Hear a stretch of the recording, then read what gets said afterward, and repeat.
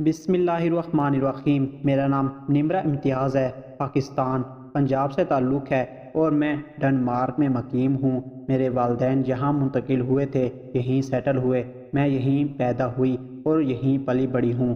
دور جدید کے اکثر لڑکیوں کی طرح انتہائی کھلے ذہن کی لڑکی ہوں۔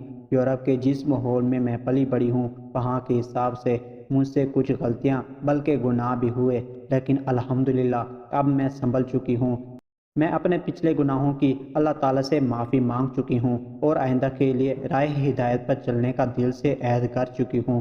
میں آج آپ لوگوں کو اپنی والدہ کی ایک واقعہ سنانا چاہتی ہوں۔ میرا یہ واقعہ سنانے کا مقصد کسی کو تکلیف دینا نہیں، نہ ہی کسی کی مذہبی یا مسلکی جذبات کو مجروح کرنا ہے۔ یہ واقعہ ہے ایک اللہ تعالیٰ کے ولی سے متعلق۔ گو کہ میں خود بھی پیروں فقیروں پر یقین نہیں رکھتی، لیکن میری والدہ بہت زیادہ یقین رکھتی ہے اور یہ انہی کا واقعہ ہے۔ عمر کے آخری حصے میں میری والدہ صاحب کینسر کی مریض ہو گئی تھی۔ ان کو انتھیریو کا کینسر ہو گیا تھا جو بالکل پھیل چکا تھا اور ناقابل علاج ہو چکا تھا۔ ان کی موت اٹل تھی۔ ہم لوگوں کی خواہش تھی کہ میری والدہ یہاں ہمارے پاس رہے اور ہم ان کا علاج کرواتے رہیں، لیکن میری والدہ پر ضد تھی کہ میں نے پاکستان جانا ہے۔ یہاں تک کہ زندگی کے آخری ایام جو انہوں نے ہمارے پاس یہاں ڈنمارک میں گزارے، ان ایام میں وہ روتی تھی اور کہتی تھی مجھے داتا صاحب بلا رہے ہیں، مجھے پاکستان جانا ہے۔ ہمیں لگتا تھا کہ شاید تکلیف کی وجہ سے ہماری والدہ کا دماغ اس وقت صحیح کام نہیں کر رہا۔ ہم اس کو سمجھاتے بجھاتے لیکن وہ ہماری باتوں میں نہ آتی۔ جب ان کی ضد یہاں تک بڑھ گئی کہ اب ان کی نیند تک ختم ہو چکی تھی اور ہر وقت وہ یہیں راگ لگائے رہتی تھی، تو فیصلہ ہوا کہ ان کو گھر کی بجائے مستقل ہسپتال میں رکھا جائے تاکہ یہ کچھ دیر کے لیے سکون سے رہ سکے۔ جب بھی ان کو تکلیف زیادہ بڑھ جائے تو ان کو سکون اور ادویات دی جائے، کیونکہ ہم جس ماحول میں رہتے تھے وہاں بھی پیروں فقیروں والی کوئی بات نہیں تھی، اور پھر ہمارا گھر بھی کچھ اس قسم کا تھا جہاں پیروں فقیروں کو اتنی اہمیت نہیں دی جاتی تھی۔ لیکن ہم پر ہماری والدہ کا ایک خاص رعب اور دبدبہ بھی تھا۔ جب میری والدہ نے غصے سے آخری بار ہم سے پوچھا کہ آپ لوگ مجھے داتا صاحب کے پاس لے کر پاکستان جا رہے ہیں یا نہیں، تو میرے بھائیوں میں جرأت ہی نہ ہوئی کہ ان کو انکار کر سکیں۔ میرے والد صاحب فیصلے سے لاتعلق ہو گئے اور میرے بھائیوں اور مجھ پر سارا معاملہ چھوڑ دیا، تو میرے بھائیوں نے حامی بھر لی۔ میری والدہ کی حالت اتنی خراب تھی کہ وہ سفر کے بالکل بھی قابل نہیں تھی۔ ہم نے آخری بار والدہ کو سمجھانے کی کوشش کی کہ ماں جی، ہم لوگ صرف ٹکٹ پر پیسے ضائع کریں گے، اس حالت میں آپ کو سفر کی اجازت نہیں ملے گی۔ تو میری ماں نے کہا تھا آپ لوگ ٹکٹ کا بندوبست کرو، سفر کی اجازت مل چکی ہے۔ ہم اپنی والدہ کی بات پر حیران رہ گئے، لیکن ان کے فیصلے کے پابند تھے، اس لیے ہم نے ان کی ٹکٹ کا بندوبست کیا۔ فلائٹ والوں نے ہم پر یہ شرط عائد کر دی کہ سفر سے پہلے مریضہ کا میڈیکل چیک اپ ہونا لازمی ہے اور ساتھ ہی ڈاکٹر کا اجازت نامہ ہونا بھی لازم ہے جو باقاعدہ ڈاکٹر کی طرف سے اپروو ہو۔ اس کے بغیر ہم آپ لوگوں کو سفر پر نہیں لے جا سکتے۔ خیر ٹکٹ ہوئی۔ ٹکٹ کے بعد ہم لوگوں نے وہ میڈیکل اجازت نامہ بنوایا جو بظاہر ناممکن تھا، مگر حیرت انگیز طور پر اس میں کوئی بھی رکاوٹ پیش نہ آئی۔ ڈاکٹرز گھر پر آئے، انہوں نے ہماری والدہ کو چیک کیا۔ ان کی تسلی نہ ہوئی تو انہوں نے ہمیں والدہ کو ہسپتال لے کر آنے کا کہا۔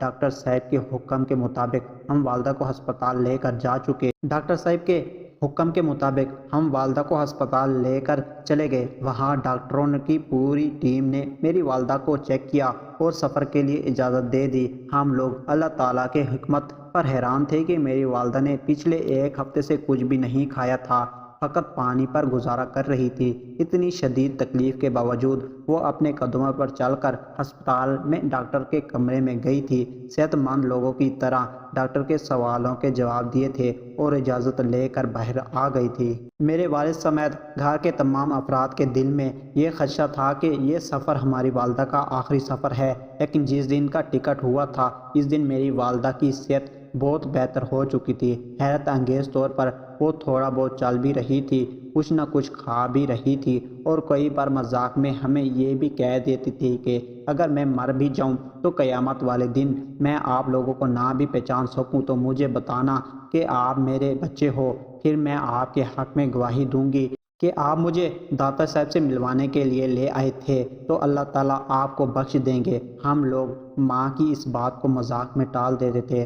خیر سفر کا وقت آیا اور میری والدہ اپنے قدموں سے چل کر ویل چیئر کا سہارا لیے بغیر ایئرپورٹ سے اندر داخل ہوئی اور پھر فلائٹ تک پہنچی، اور فلائٹ نے مختلف جگہ پر سٹے کے بعد لاہور شہر کے لیے اڑان بھر لی۔ جب ہم لاہور پہنچے تو ہمیں لاہور کا رن وے مصروف ملا۔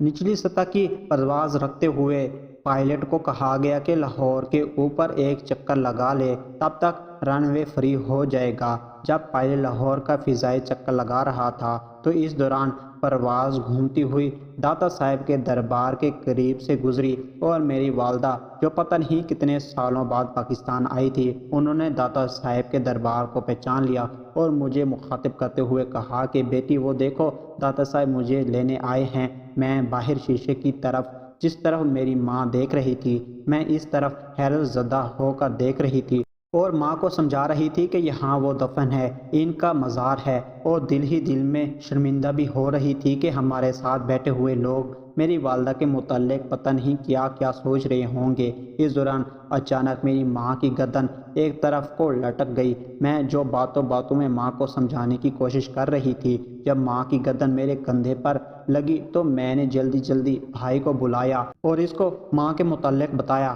فوراً جہاز کا عملہ آ گیا اور اس میں بیٹھا ہوا ایک ڈاکٹر بھی آ گیا۔ ڈاکٹر نے میری ماں کی موت کی تصدیق کر دی۔ اسی دوران ہمارا طیارہ بھی ایئرپورٹ پر لینڈ کرنے کے لیے پہنچ گیا اور لینڈ کر گیا۔ ہمارے اترنے سے پہلے ایئرپورٹ پر ایمبولینس تیار کھڑی تھی اور ہم کو ایمبولینس میں بٹھایا اور ہسپتال پہنچا دیا گیا، لیکن وہاں بھی ڈاکٹرز نے بتا دیا کہ میری والدہ صاحب کو فوت ہوئے 20 منٹ گزر چکے ہیں، اور یہ تقریباً اتنا ہی ٹائم بنتا تھا۔ جب میری والدہ نے مجھ کو بولا تھا کہ بیٹا مجھے داتا صاحب لینے آ گئے ہیں، میں نے پیچھے والد صاحب کو اطلاع کر دی تھی۔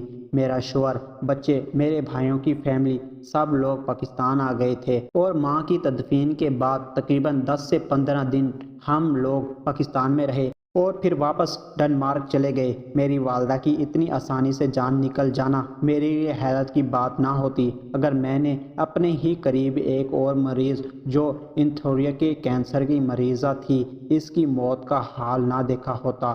وہ مریضہ انتھوریا کے کینسر کی وجہ سے اتنی زیادہ تکلیف میں تھی کہ اسے ہسپتال سے دور ایک الگ عمارت میں منتقل کر دیا گیا تھا، کیونکہ ہسپتال کے اندر اس کی آہ و پکار سے باقی مریض پریشان ہوتے تھے۔ اس خاتون کی جان نہیں نکل رہی تھی تو پھر اس کی فیملی کی اجازت سے ڈاکٹرز نے اس کو زہر کا انجیکشن لگا کر مار دیا تھا۔ اس عورت کی اتنی دردناک موت اور میری ماں کا فقط اتنا کہنا کہ بیٹا وہ دیکھو، داتا صاحب مجھے لینے آ گئے ہیں، اس موت میں بہت بڑا فرق تھا۔ اس فرق کو سمجھتے سمجھتے میں اسلام کے قریب ہوتی چلی گئی، یہاں تک کہ اب میں بستر سے اٹھنے، بستر پر لیٹنے تک کے اسلامی طریقہ کار کو مد نظر رکھتی ہوں۔ میں آج بھی پیروں فقیروں کو نہیں مانتی، نہ ہی زندگی میں کبھی کسی دربار پر گئی ہوں، لیکن اپنی ماں کی موت سے میں نے یہ سیکھا کہ اللہ کے نیک بندے بھلے ہی وہ قبروں میں پڑے ہوں، مگر ان کی تقلید کرنے والے